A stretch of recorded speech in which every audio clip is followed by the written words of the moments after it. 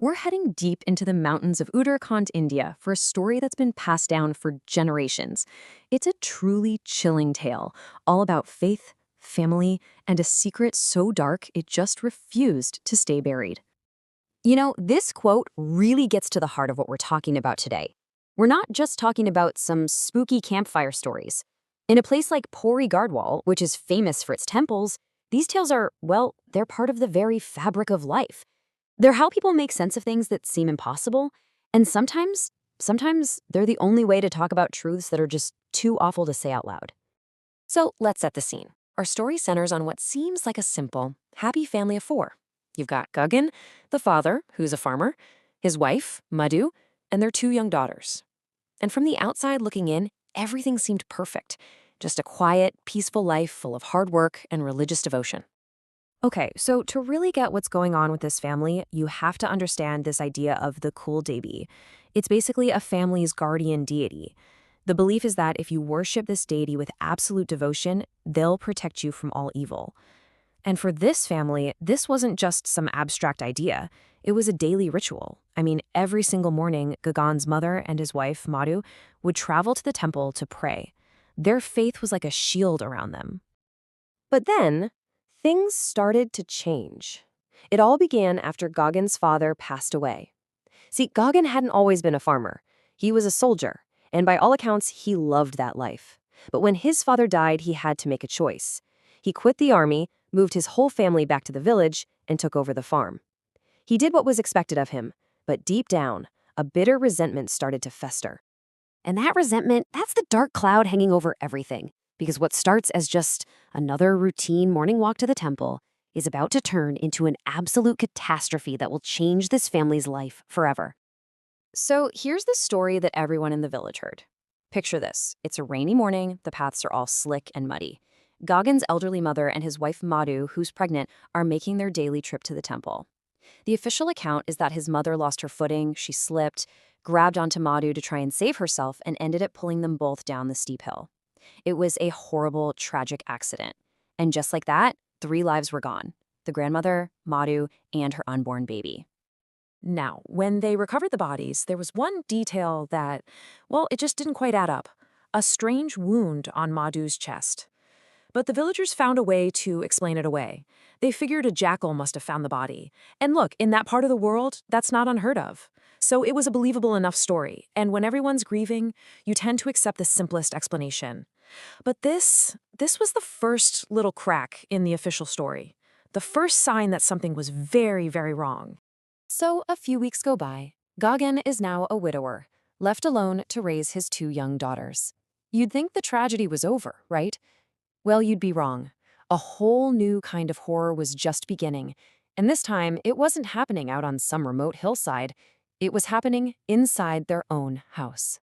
The focus shifts to the eldest daughter. She's only 11 years old, and she starts to change in these absolutely terrifying ways. Her behavior becomes completely erratic. She starts scratching herself, speaking in these strange voices that are definitely not her own. She becomes obsessed with the kitchen, constantly staring at it and even hitting her head on the doorstep over and over. But then, the most chilling thing of all happens. A mark appears on her chest, in the exact same spot as that weird wound on her mother's body. So Gagan is completely terrified, right? He takes his daughter to a local priest. The priest looks at the girl and knows immediately what's happening. He says one word, Masan. Now, in Arawali folklore, a Masan is not your average spirit. We're talking about something powerful, dangerous, and usually vengeful. These things don't just possess people for no reason. They have a purpose, a mission to accomplish, and getting rid of one, it's next to impossible. The priest decides there's only one thing to do: perform an exorcism. And of course, the entire village gathers to watch. They think they're there to see a battle for a little girl's soul. But what they're really about to witness is the horrifying truth. Because the spirit inside this child, it's about to speak. And it's ready to tell everyone what really happened on that so-called tragic morning. But before the spirit even gets a chance to talk, something else happens.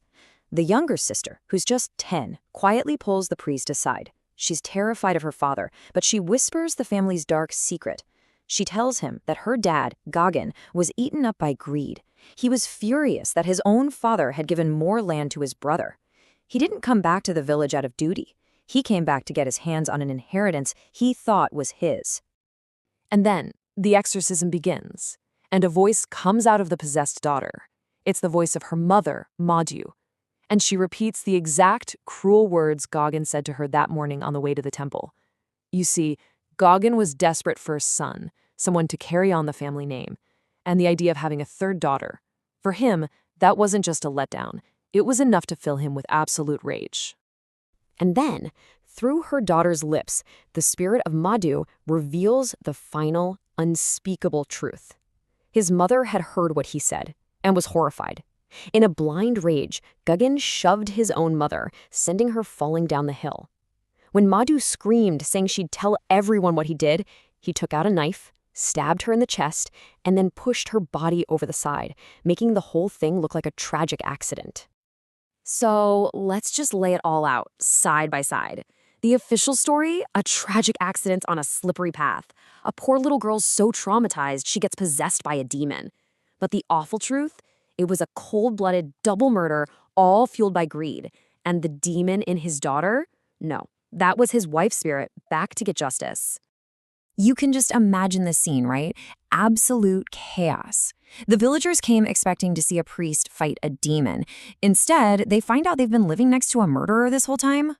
Gagan knows the game is up. His secret is out there, revealed in the most horrifying way imaginable. So he uses the chaos of the exorcism as a distraction. While everyone is staring, horrified at his daughter, he makes a run for it, trying to escape into the hills. But here's where the story gets a dose of what you might call poetic justice. As he's running, Gagan's foot slips on the wet ground, and he falls from the exact same spot where he murdered his wife and his mother. Now, he didn't die from the fall, but he was badly injured. It was easy for the villagers to catch him then, and they handed him straight over to the police. So, what's the aftermath of all this? Well, legally, the police couldn't exactly prosecute Gagan for murder based on what a ghost said. But he was jailed, and he was absolutely proven to be an unfit father. His brother Sushil stepped in and adopted the two girls. And get this, as soon as Gagan was out of the picture, the eldest daughter's possession, her strange behavior, it all just stopped. The sisters were finally safe, and they got a chance at a real life, far away from all that darkness. This whole story leaves you with a really big question, doesn't it? I mean, whether you believe in ghosts or not, you have to admit that this story served a purpose. Was it really about a vengeful spirit? Or was it about exposing a horror that's all too human? The kind of greed and betrayal that can absolutely destroy a family. It makes you think, maybe sometimes ghost stories are the only way we have to talk about the things that are just too terrible to face head on. For more videos, make sure to subscribe to our channel.